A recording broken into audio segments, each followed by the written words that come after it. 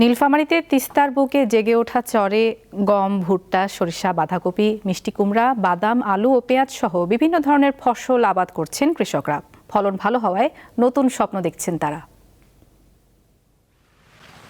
৩ মাস আগেও তিস্তা নদীতে ছিল অথই পানি, এখন সেই নদীর বুকে সবুজের সমারোহ। প্রতি বছর বর্ষা মৌসুমে উজানের পাহাড়ি ঢলে নদীর দুই ধারে তৈরি হয় বিস্তীর্ণ বালুচর।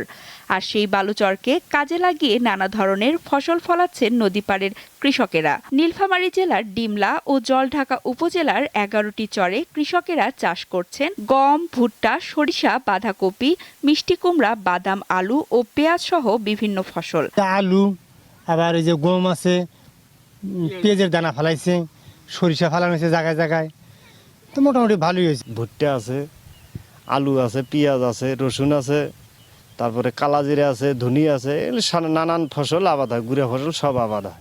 বর্ষায় তো কোনো আবাদ হয় না, নদী শুকাইলে এই নামাশে মনে করেন যে কিছু কিছু আবাদ করা যায়। আগের মতোই clean. Berger easy clean fresh, দেয়ালে দাগ থাকবে না, রাখবে সুরভিত।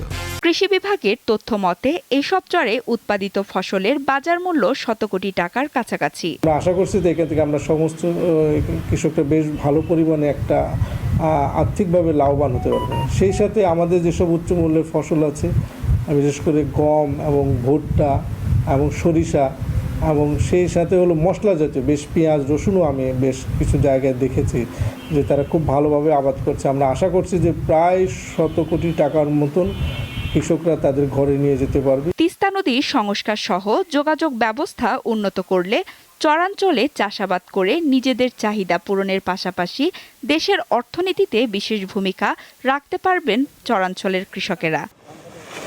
সঞ্জিদা স্নিগ্ধা, দীপ্ত, বার্তাকক্ষ।